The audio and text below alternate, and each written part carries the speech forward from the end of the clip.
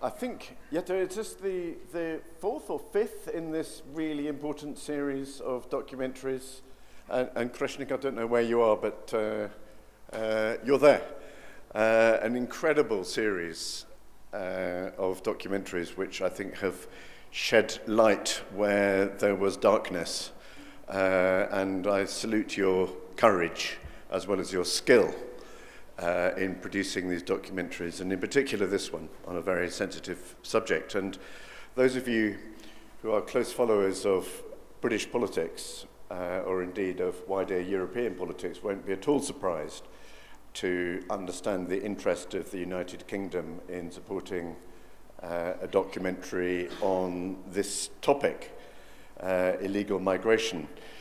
I think most of you will be more than aware that over the past few years, the UK has focused very closely on illegal migration into our country, and particularly on stopping people illegally crossing the English Channel. I don't know if we have French colleagues here, I should say La Manche for them, in their small boats. And it remains an extremely high priority for our government. Because this route is dangerous, it provides a living to criminal gangs who exploit their vulnerable prey, and it undermines our efforts, our joint efforts at managing legal migration. It's bad for the UK, it's bad for the victims of illegal migration, and it's bad for efforts across this continent to manage the movement of people fairly and humanely.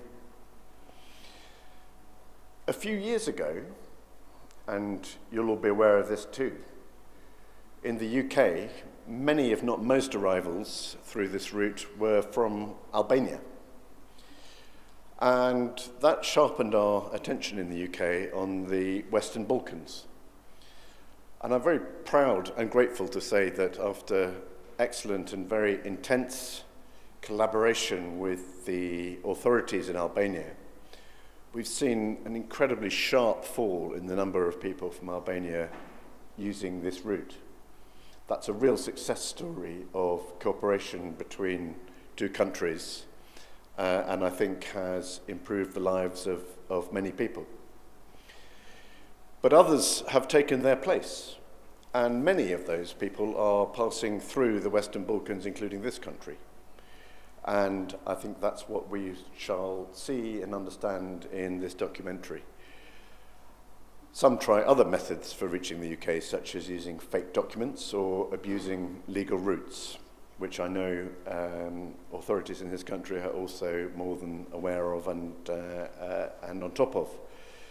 And these journeys are organised by organised crime groups. They treat people not as human beings, but as a commodity to be traded and sent around like packages.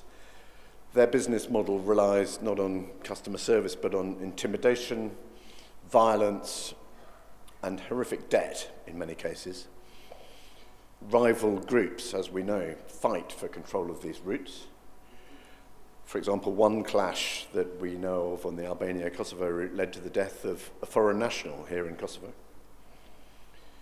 And, of course, what these groups do not respect is borders. We know that Albanian and Serbian criminals often cooperate very closely whenever it suits them. Groups involved in illegal migration often run other illicit trades like cigarettes, drugs, and weapons. And their profits feed corruption, undermine stability, and distort the economy. They also create security risks, including the possibility that terrorists can move across borders unseen.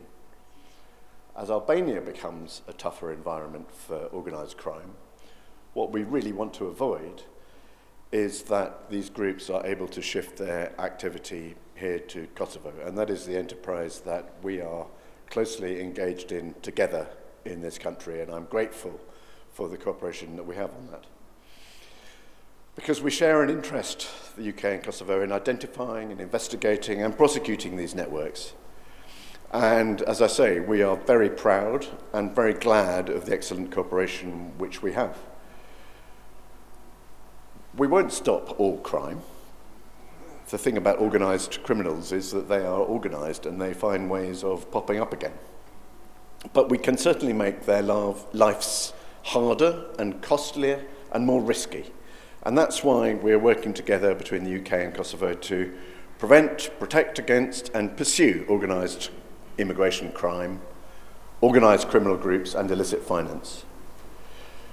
It's also why, when a few years ago the UK and Albania created a joint migration task force, we later invited Kosovo to join. The task force brought together officials to share information and track trends and coordinate action. And it's been working well, and we're delighted that Kosovo is now a member of that, and also that North Macedonia and Montenegro have since joined. And during the Berlin process last year, Serbia and Bosnia also agreed to cooperate with this task force, which is good news. Our UK partners from the Home Office and the National Crime Agency are supplying equipment to Kosovo, such as drones and cameras, and providing specialist training to help Kosovo detect illegal routes and suspicious movements. And we're also working together on systemic reform. This documentary comes from our work with the Special Prosecution on Joint Investigation Teams. I want to thank Blerim, the head of the SPIK, for his welcome, in particular to our UK expert, Alan, who I don't know whether he's here. I can't see very much with the light. But Alan, as some of you may know, is mentoring on some complex investigations into organised crime and human trafficking and illegal migration, and we thank you for the opportunity to work together with prosecutors and law enforcement agencies, working as one team, linking evidence from across the system and strengthening cases for the court. And you'll hear in the documentary about one such case, which led to, as you said, Blerim, the sanction of a group of Kosovans last October for running a fake documentary factory in Pristina.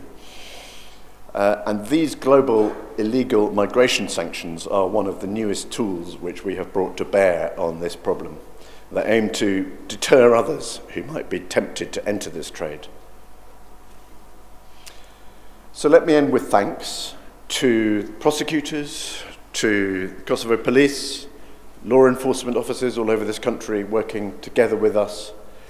Your cooperation, our cooperation, helps Kosovo and the UK to address this important and damaging crime for each of our countries and for the wider European network. And above all, I want to thank Krishnik and Jetta and the BIRN network for producing this documentary and, as I say, shining a much needed light on the role that Kosovo plays in this wider and very sensitive picture. Thank you so much.